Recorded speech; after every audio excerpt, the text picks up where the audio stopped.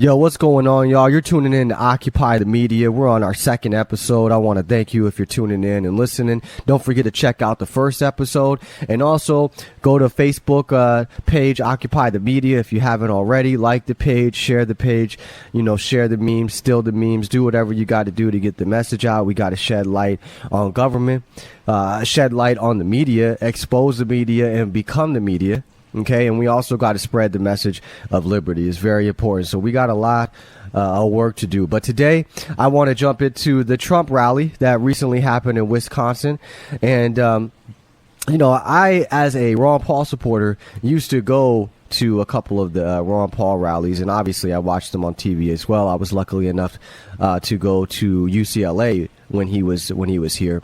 Now, as a Ron Paul supporter, there's a big noticeable difference between these two rallies, okay? And I just got to mention it. I mean, when you go to a Ron Paul rally, you are being informed. You are, literally, you could take a notepad and pen and paper and you could take notes on history, liberty, the Constitution. I mean, I actually felt like it was informative when I was at a Ron Paul rally or I was listening to a Ron Paul rally. He is informing you. That's what made him dangerous, right? Not necessarily that he was elected or in office or any of that, but the fact of what you're saying, what you're doing to awaken the public is what makes you a danger. So Donald Trump is a distraction, and Donald Trump just confuses people. And the whole time, I mean, it really sounds like a high school rally. He's really just bragging and just getting people hype and using these trigger words that make people just get excited, like fake news. But when you went to a Ron Paul rally, it was different. And even in some cases, a Rand Paul rally, too, when he was running, he would go to some classroom settings, and so would Ron Paul. And they would educate. This is what we need to understand, who's dangerous and who's not. Okay, you could be on TV yelling about the media, yelling about the government all you want, and it doesn't mean anything, okay, because you're just putting on a show. But when you start informing the masses, when you start teaching them and educating them, right, in a real way about history, about the Constitution, about liberty, about your natural rights, you are making the public dangerous. Okay, because you're informing them. This is what governments don't like. This is why they have people like Trump up there to distract us, to entertain us, to confuse us, to get us mad, outraged, and divide us. But Ron Paul was opposite. He was bringing us together. He was informing us. He was educating us. He was making us question our prior beliefs. You see what I'm saying? He was saying things that were thought-provoking. This is what we need. Okay, and it's a big noticeable difference. This is how you know what a real movement is and a manufactured movement is. If you went to a Ron Paul rally, you notice almost every rally, the crowds would start chanting, "In the Fed, in the Fed, in the Fed." When you go to a Trump rally, what are they chanting? USA, USA, USA. You see, it's just all this love for country, love for flag, and really no love for freedom, though. Okay, so you can see that the Ron Paul supporters are chanting "in the Fed" because they recognize the problem. They've been informed. They've been educated. And now a whole crowd of them is speaking to the direct problem in this country, the money printing, the inflation, the facilitating these wars and welfare and all that. So they are a danger. Now, do you think the government is worried about a bunch of sheep yelling USA, USA, and loving their country, loving their flag, no matter what? Or are they more scared of those screaming "in the Fed, in the Fed"? I bet you the hair on their back stands up when they see that. Because Ron Paul was a real threat, a real movement. The revolution, that's a real movement. Whereas Trump is a manufactured movement. You go to a Trump rally, there's a lot of authoritarianism and nationalism in the air. But when you go to a Trump, Ron Paul rally, it's liberty in the air. So we need to understand the difference between a real movement and a manufactured movement. And yes, it was manufactured by media, by attacking him so much and triggering all you fake conservatives into supporting, hey, well, I guess another fake conservative or New York liberal. Okay, you were duped. You were triggered into supporting him. Now, let's get into his rally. There's a few clips that I want to play from it. Okay, so the first clip I want to get into is Trump talking about the troops. Let's go ahead and play that one first. We have fully rebuilt the United States military to a point that it has never been before. And it's now more advanced, more lethal, and more powerful than ever. And last year, our great American warriors, because that's what they are, and they love it. I got to tell you, I know some. They love it, right? They love doing that. They wouldn't trade places with me under any circumstances. Okay, so do you hear this? They love it. These warriors love going to battle, love fighting, love going to war. See this glorification of war and death and destruction. And then, oh, by the way, the troops love it. They just love going to war. They just love being separated from their families. They just love going on 3, 4, 5 tours. They just love coming back and blasting themselves and committing suicide because they can't handle what they saw. This is the type of shit that pisses me off because they glorify it. They glorify it like it's something great, something honorable. There's nothing honorable about going and invading countries for no reason other than money and power and oil. There's nothing honorable about violating the Constitution and putting your life at risk, your limbs at risk, making it worse for your family. I mean, what type of how hard is it on families when the father or the mother or whoever has to leave for 2, 3 tours, 6 months at a time, however long? And he's talking about it like they like it. And then he keeps talking about rebuilding the military. We rebuilt the military better than it's ever been before after so many cuts. I mean, Obama grew the military. He grew the empire. Troops are still spread out. So what he's really bragging about is growing the military industrial complex. That's why we got more troops in the Middle East, because he is continuing the Obama-Hillary foreign policy, because he is no different. And here we have this chicken hawk draft dodger that's just sitting here talking about troops love going to battle. They love being at war. This is, to me, deceiving and disingenuous, especially coming from someone who never went to war. Someone who never fought and dodged the draft. And I would be perfectly fine with that, dodging the draft, because I would have done the same if I could back then. But it's different when you dodge the draft yourself and then you're quick to send other people's kids off to war. You're president now. You're commander-in-chief. So you're supposed to be able to bring our troops home right away. And you're not. You're leaving them over there for the wrong reasons, violating the Constitution day in and day out. And of course, you make no mention about the ugly side of war, because he just wants to talk about how they love it instead of talking about how much problems they have afterwards, what they go through when they get back, or the VA hospital and all the problems they go through there. But no, he acts as if things are great now because he's in office, right? Keep America great again. Okay, so let's keep it moving and let's go on to the next clip. And I will tell you, when we took over a little less than 3 years ago, ISIS was all over the place. Now the caliphate is 100% destroyed. Do you remember when I wanted to leave, when it was at 98%? I said, let some of the other countries finish it off. We're going home, right? They all said, oh, no, sir, please finish it off. So we finished it off. It's 100%.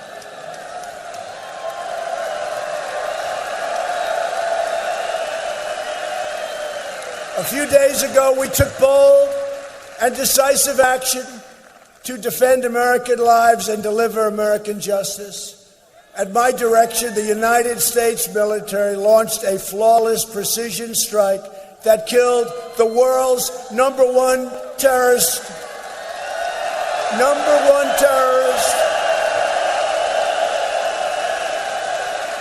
You know who that is? Qasem Soleimani, number one terrorist in the world. Okay, so in that clip, he's talking about ISIS is 100% destroyed. Okay, first of all, he always says, too, that there's still some of them running around there. So I don't get it. It's either 100% destroyed or it's not. But even if it is destroyed or mostly destroyed, it's not because of the U.S. It's not because of Trump. It's because of Russia and Iran helping out Syria and Assad to fight ISIS, remove ISIS. Now, it should be ironic to folks that ISIS had the same goal that we have. We want to overthrow Assad. They didn't like Assad. They want to overthrow him. So ISIS is really more of like our ally. But here Trump is bragging about destroying ISIS completely. Now, he also says, remember, I wanted to leave And then they all asked me, "Oh, no, sir, we got to stay." Well, who asked you that? Your supporters didn't say that. The people didn't say that. You're talking about the deep state. The deep state was like, "Oh, no, sir." And actually, they didn't say that either, because they tell you what to do. He takes orders.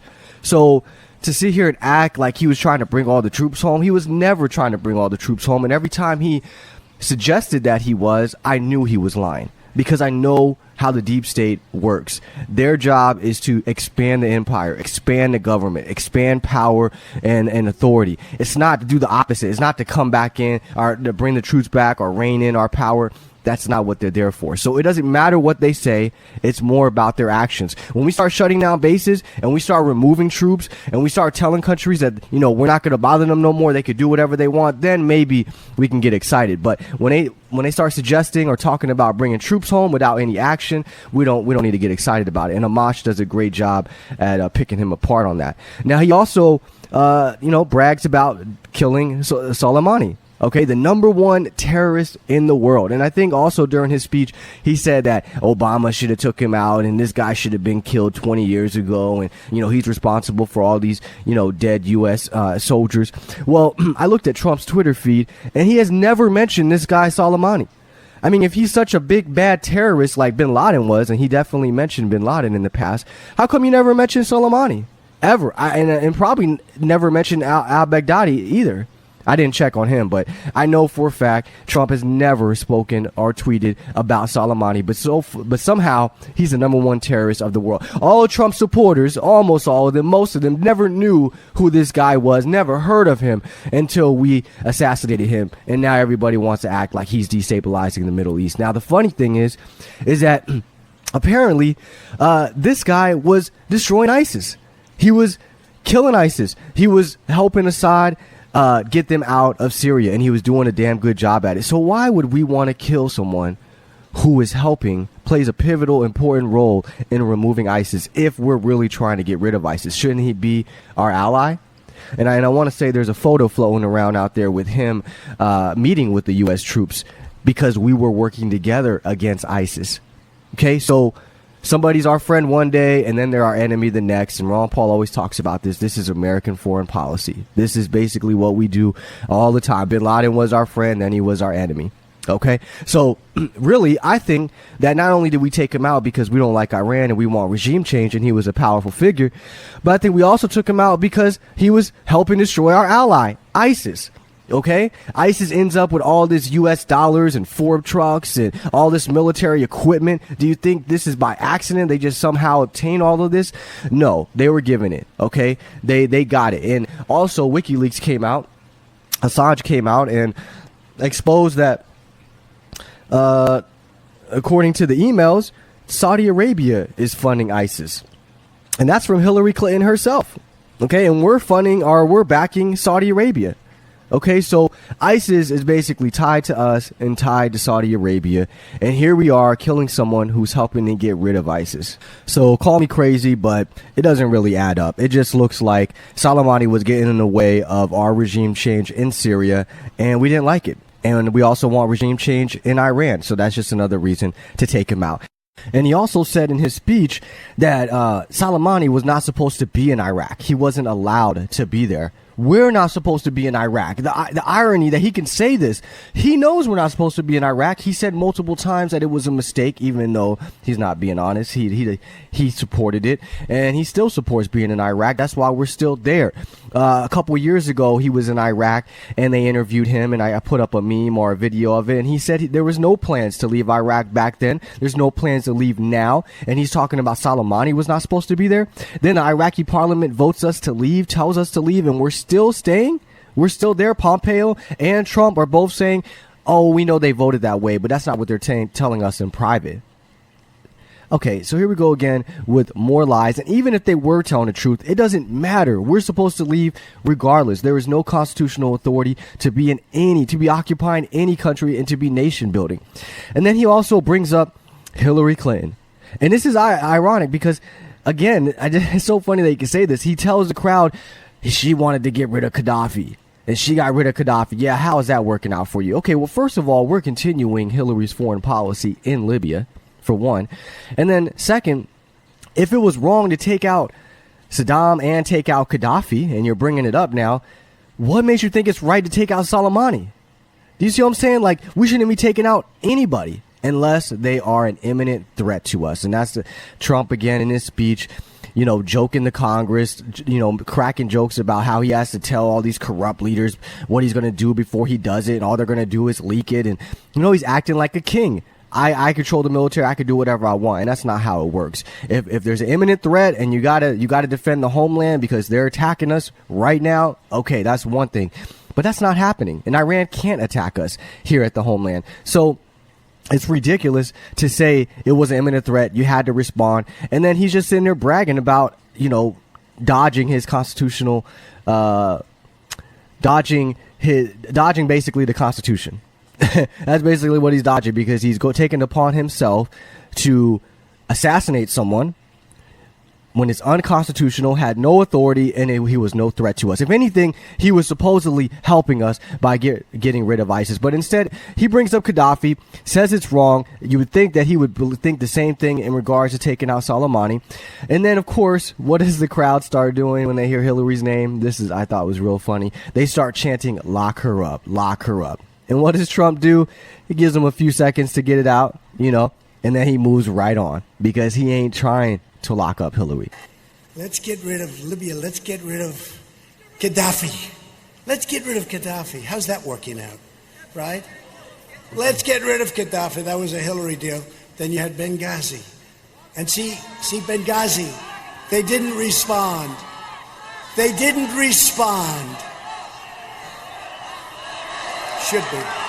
Should be. Should be.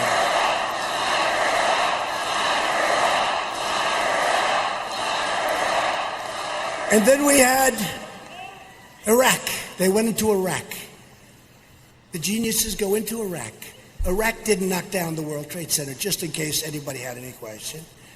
That's funny you bring up Iraq when you're sending troops to Iraq and we're staying in Iraq, but you want to talk about how it was a mistake for them to go in.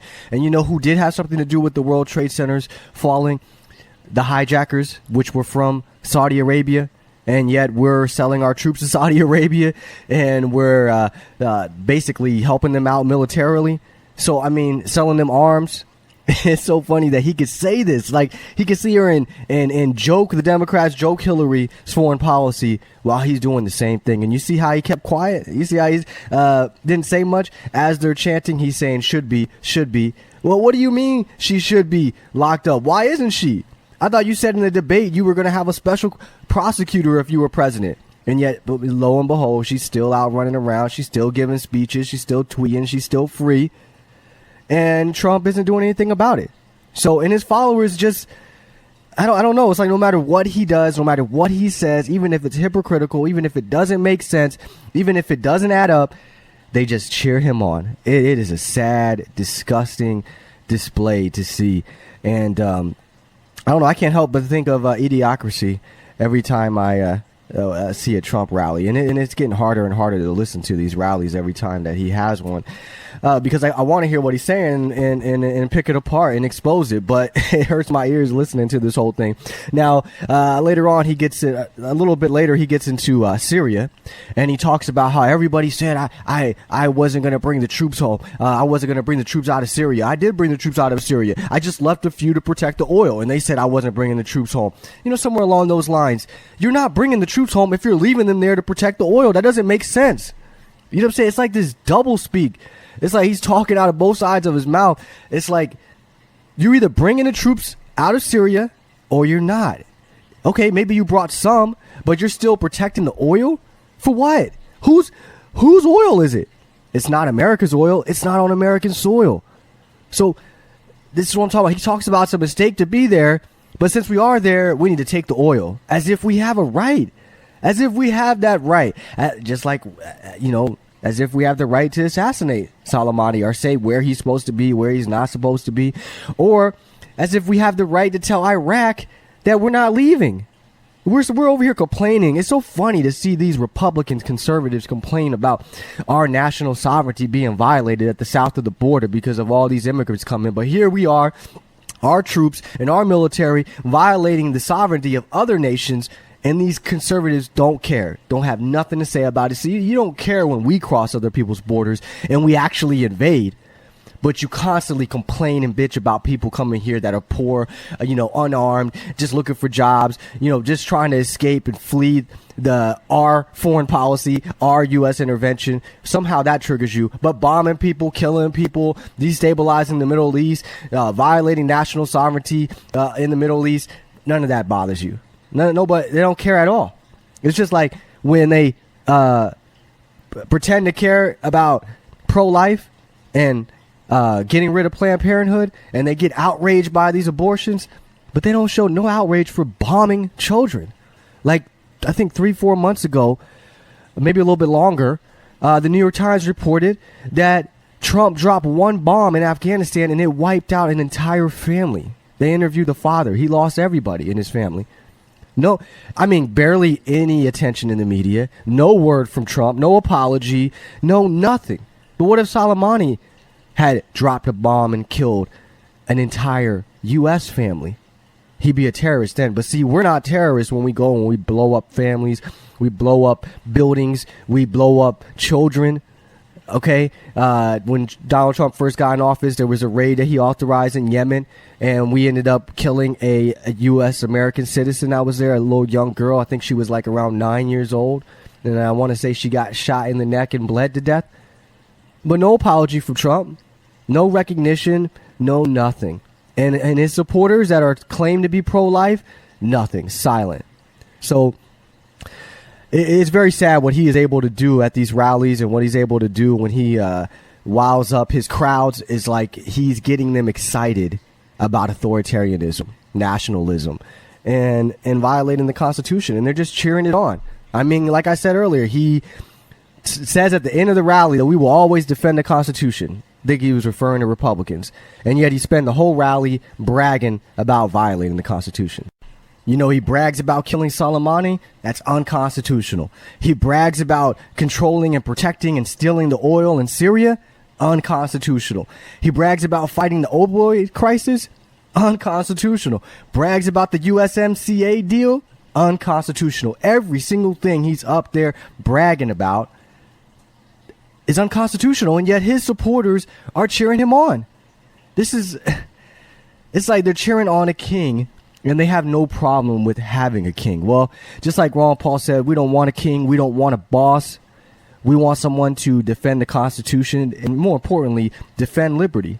Defend the homeland if we need you to. But we're not defending the homeland. If anything, we're giving more people around the world reasons to come and attack the homeland. Now, a moment ago, we were talking about Hillary Clinton because he brought her up. And, I got to thinking that, Hillary Clinton is running around free, but you know who is not free? Julian Assange.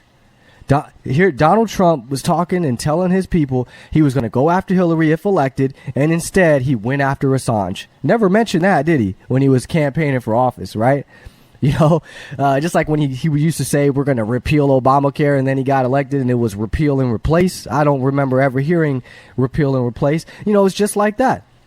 So Assange is in jail, pretty much dying, and Hillary is running around free. And I just wanted to do a quick update on Assange. So I'm looking at this article from The Hill. Will alleged CIA misbehavior set Julian Assange free?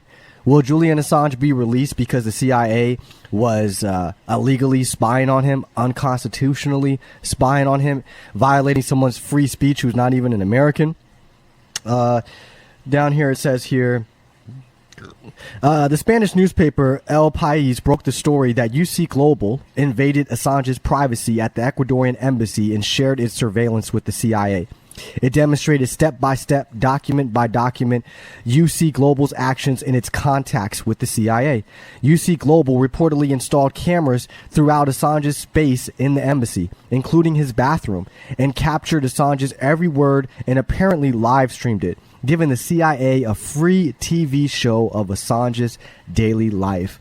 Now imagine that every single move you make, step you take, you are being watched by the CIA. Even going to the bathroom. Where is Trump on this?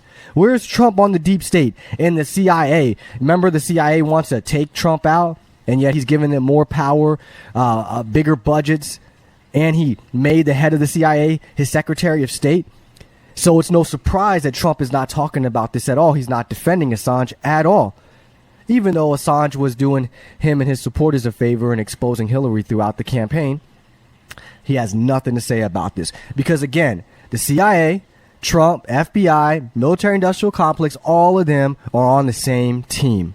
Okay, that's why Trump ain't defending Assange. That's why he's not going to come to his defense. He's not going to put a spotlight on this. No, he's just going to ignore it. The same way that he's ignoring what's going on in Virginia right now, where they're trying to, ban guns at the Capitol, and he ain't saying anything about it. So this again is just another example of how Trump is really part of the deep state. He is part of. He supports the intelligence community, and he's not there to expose them, get rid of them. He's no threat to them at all. So you could count on Donald Trump not saying anything about this, not doing anything about this. I find it hard to believe that Assange is going to be released free because of what the CIA did. I mean, they do stuff all around the world all the time, and it seems like they're never held accountable, or almost never held accountable, unless one of them gets caught and then, I don't know, they assassinate or kill the CIA agent. But for the most part, Assange is going to probably die in jail, and his supporters will continue to cheer him on, and they'll just forget about Assange like something that doesn't even matter. It's something that's not important to them, because what's important is fighting fake news and the liberal media. Meanwhile, we got all this other news and all these other things going on that our government is doing, and we choose to ignore it. Okay, and so in some other news, we got here Donald Trump tweeted about an hour ago that they're rigging the election against Bernie Sanders. Because he cares about rigged elections. He cares about Bernie Sanders. He never mentions, or hardly mentions, Tulsi Gabbard, who is against his foreign policy and calls him out a lot and has tremendous support. But he doesn't bring her up, probably because she's genuine. I like to think that she's not part of the deep state. Not a puppet like the rest of them. Of course, we don't know that for sure. She could end up being that. But he hardly mentions her, but he mentions Bernie Sanders with no problem. He brings up Biden all the time. This is how you can tell that this is all just a show. It's all just political theater where they fight with each other, and they also hype each other up. They get each other's base wound up just to keep the show going, just to keep the entertainment going, to keep the distraction going. Because at the end of the day, the deep state is going to decide who the president is. They're going to decide who the front runners are, who's the one that's going to make it till the end, because it's all pre-planned. Okay, presidents are not elected; they are selected. Also, in other news, the USMCA deal was passed by the Senate, and Rand Paul actually voted for it, and Bernie Sanders voted against it.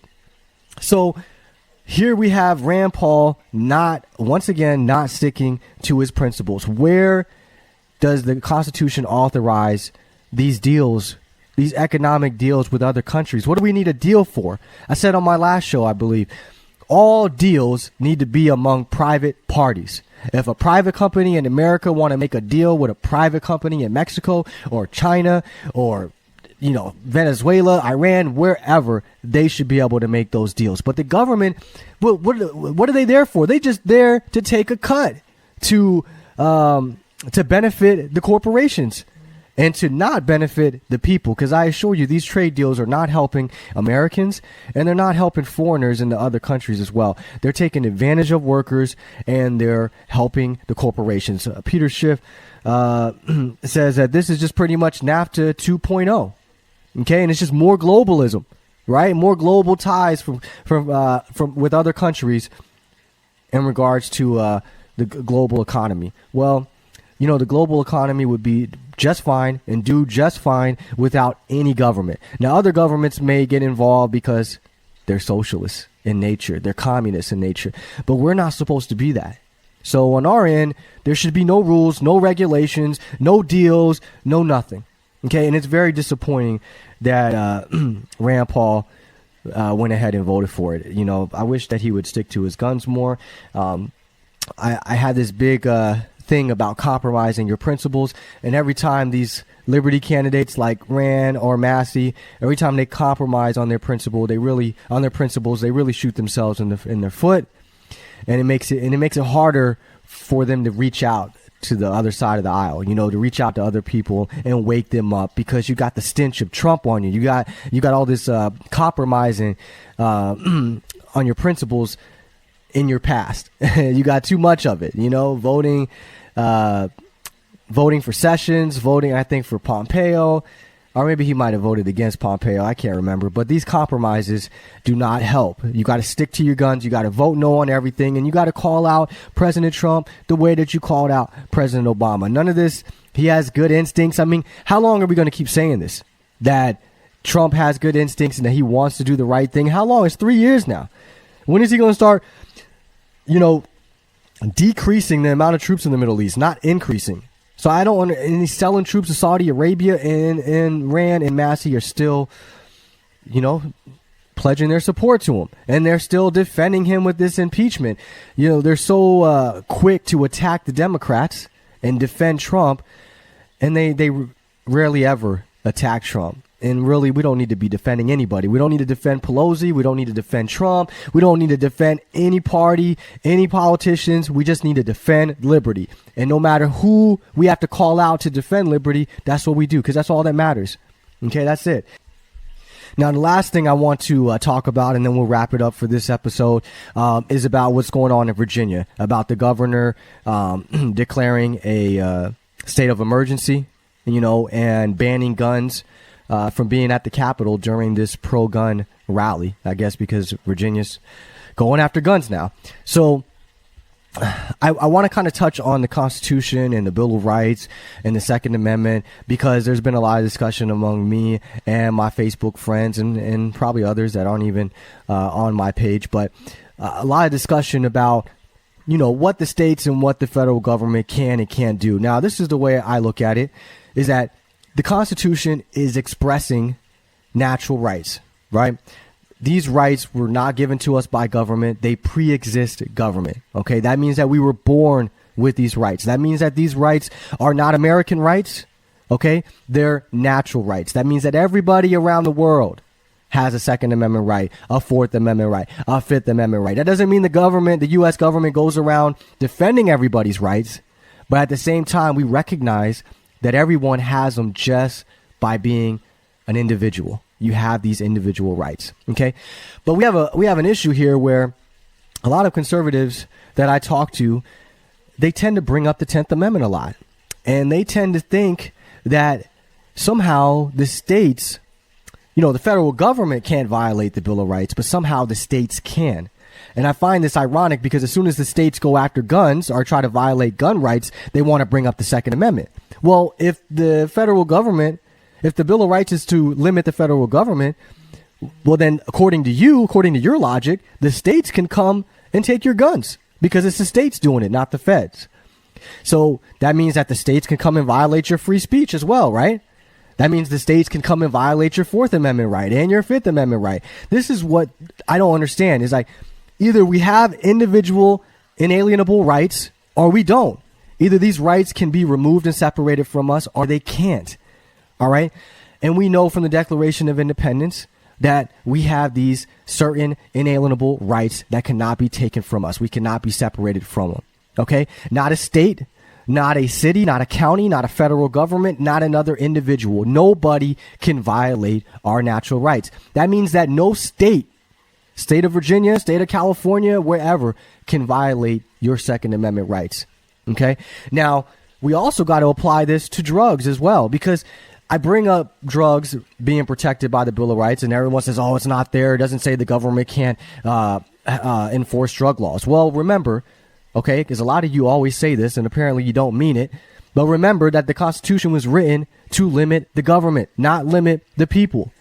So you can't say in the next breath that the 10th Amendment allows the states to regulate healthcare, drugs, education. No, it doesn't.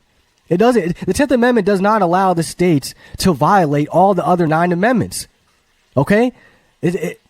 These are our natural rights that nobody can take from us. Not an entire country can violate it. So, when you ask me what's protected, what bill, what amendment protects our drugs, it's our property. The amendment that protects our property. The amendment that protects our privacy. So we're talking about the Fourth Amendment, the right to be left alone, the right to privacy. It don't matter how many drugs I got on me, okay?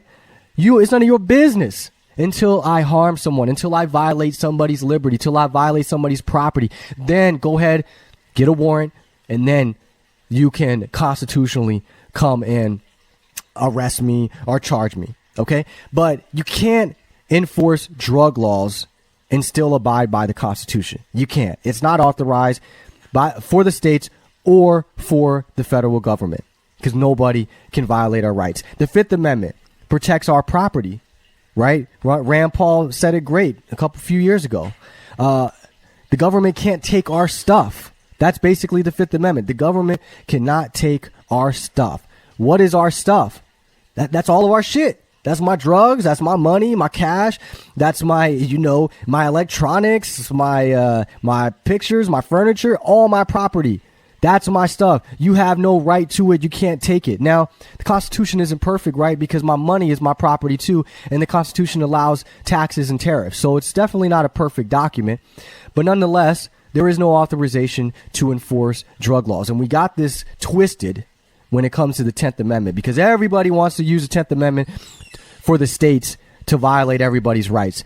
But then again, as soon as they start coming for people's guns, these same people want to bring up the Second Amendment. Which is it? Either the Bill of Rights is to restrict the federal government, or it restricts everyone from violating our rights. You don't get to pick and choose, okay? So stop telling me that guns are protected by the Bill of Rights, but the drugs isn't. No, you just don't fundamentally understand it. Okay, the Ninth Amendment expresses or acknowledges that we have unlimited rights. So even though they're not all listed in the Bill of Rights, they list freedom of speech, they list the right to self-defense and gun rights. But even though they don't list all of our rights, that doesn't mean that they aren't there or they aren't being protected. Okay, so you got to stop telling me that guns are protected, but drugs aren't. No, they're both property. Okay, my guns are my property, my drugs are my property. And you don't have a right to it.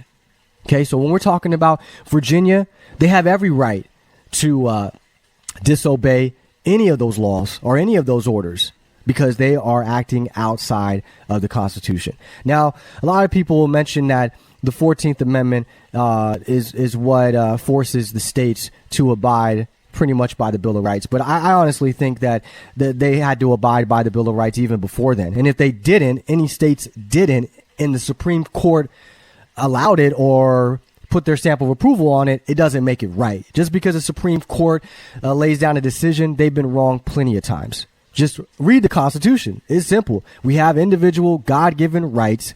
There's no authorization to violate our rights. There's no authorization to violate the rights of foreigners either. Okay? So if we have a Fourth Amendment right to privacy and a Fourth Amendment right to be left alone as Americans, that means that immigrants have that right too. So when they cross an imaginary line at the border, you don't have a right to stop them. You don't have a right to violate their privacy, just like you don't have a right to stop Virginians when they're walking around with their guns at the Capitol or not at the Capitol. You don't have that right. So you leave everybody's guns alone. You leave everybody's drugs alone. And I proposed yesterday on this meme that I made that liberals and conservatives need to come together. You guys got to start realizing that you guys are not each other's enemy. Okay, you guys been tricked and hoodwinked into hating each other and fighting with each other. Really, all of y'all a bunch of statists anyways. You're both wrong on both sides.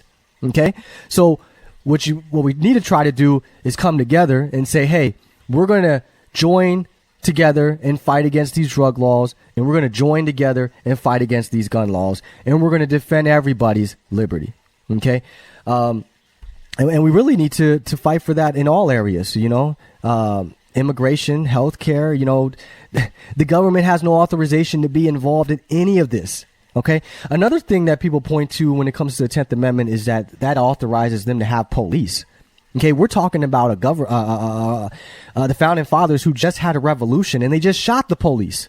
They just got rid of the police. And you're telling me that the 10th Amendment authorizes us to have a standing army? No, we do not have an authorization for a standing army. So the problem with these conservatives is that they lean or point to states' rights too much. Okay, drug laws, healthcare, immigration, that is not a states' right issue. It is an individual issue. It is a property rights issue. Okay. If I want to open up a school or I want to take my kids out of public education, I have that right. Okay. If I own a business and I want to invite immigrants, or I want to go pick up immigrants, I want to hire them, that's my right. It's none of your business. Okay, so to recap, we have individual God-given rights that not an entire government can violate.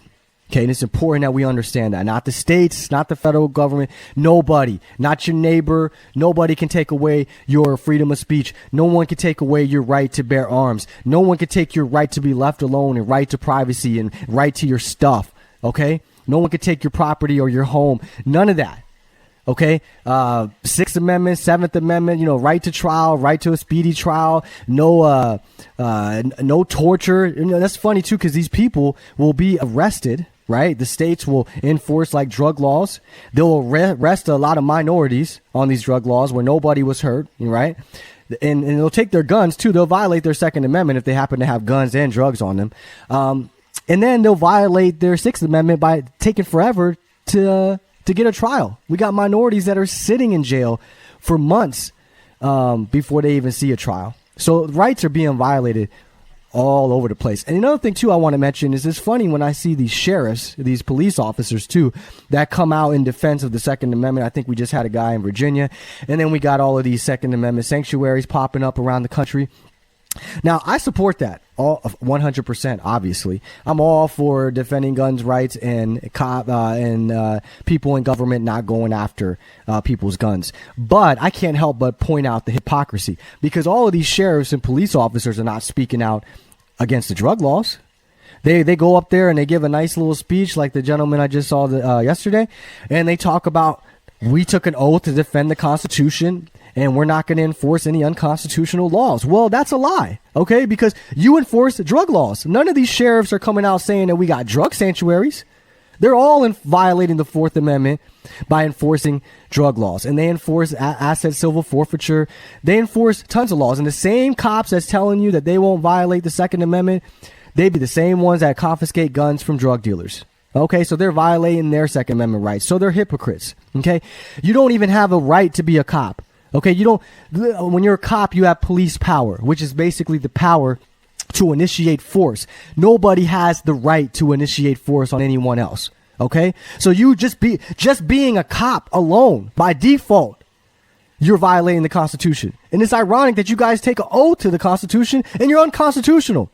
There's no authority for a standing army, and that's what they are. They're occupiers.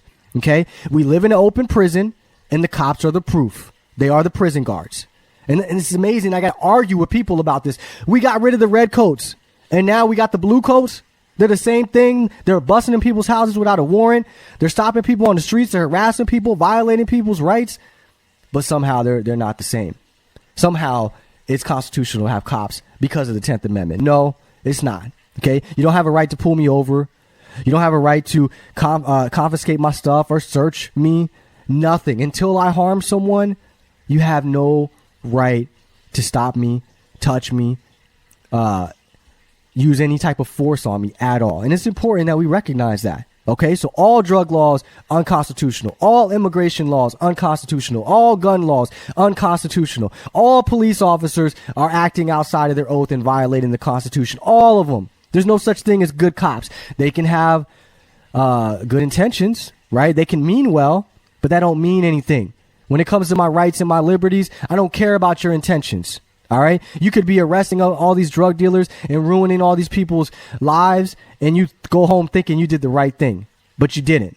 You're putting people in jail and you're ruining people's lives. So I, for one, am not standing with no cops, even if they do claim to defend the Second Amendment, because if you're still a cop, you're not defending the Second Amendment, and you sure as hell ain't defending the Fourth or the Fifth Amendment, because that's all cops do in nature, is they violate liberty. That's it, all of them. They all enforce unconstitutional laws, and that's why all police departments should be shut down, and we should have no police patrols. Nobody should be patrolling us. And it's amazing. I got to argue with people about this. You are not a free man when you walk outside and you see a prison guard that can stop you at any moment, can pull you over at any moment. And if you refuse and you don't follow orders, you can be shot and killed right there on the spot. And that cop will get off. Another thing, too, people don't talk about is these police officers have 2 Bill of Rights. A lot of people don't even know this. Okay? They want to say that police officers are individuals like the rest of us. No, the rest of us do not have 2 Bill of Rights. We can't even keep one. But yet, go look it up, the Law Enforcement Officers Bill of Rights. And they have these special rules and special privileges that help them get off. I think in certain states like Baltimore, I think they have like 10 days they can wait before they have to say anything in regards to the case. So if they shot and killed someone, they can just keep quiet, forever. Nobody has to ask them no questions. No one has to charge them or arrest them. They're just free. No names released, nothing. Okay? So they are treated a lot better than the population because they defend law. They defend the deep state. They defend the politicians. They keep things in order. And that's why we got to abolish the police. Okay? So I stand with everyone in Virginia. That's actually my home state. I'm not from Richmond, but I've been through there a couple of times, and I stand with everyone. I think they got the rally coming up on Monday. I hope everyone is safe. I don't care about the politicians, but I hope all the people that's coming there to protest are safe. I hope people from the left and right come together. Whether you got to yell at each other, argue, whatever, just get past it. And let's come together. Let's end these drug laws so we can stop arresting all these minorities. Let's end all these gun laws as well so we can stop leaving people unprotected. Okay? It's so funny how the guy at the church shot and killed the person who came into the church shooting, and the liberal media don't want to talk about that. The liberals don't want to talk about that. And again, nobody blames the gun when the cop shoots someone, right? They always blame the cop. But somehow when a white terrorist or white nationalist or whoever goes around shooting people, shooting up churches, we got to blame the gun. No, we don't blame freedom. We blame the person for their personal actions. And we don't take people's freedoms away or property away or guns away. We allow them to defend themselves because government ain't always going to be there to protect you. So you should be allowed to protect yourself. And really, you shouldn't even have to ask for permission. We shouldn't need a permit. No, nothing. No permits, no license, no nothing. No driver's license, no nothing. We are free men. We should all be undocumented. We should all have nothing to do with government unless we want to run for office or unless we want to join the military. And all governments around the world should be run on donation, not taxation. It should all be voluntary. So if you don't commit a crime, you don't want nothing to do with the military, you don't want to serve, you can live your life in peace, away from government, and be left alone. That's freedom. That's liberty. And definitely would love to hear your feedback and your comments. Until the next episode, definitely keep tuning in. I appreciate it if you're listening. Don't forget to go back to, go to the page, Occupy the Media, if you haven't already, and like the page. Please help me get the message out. Help me share the memes. We just got to really... stop picking sides and defending the liberals or the conservatives, the right or the left. And we just got to defend liberty and just say, that they all suck. All right. So till next time, peace. I'm out.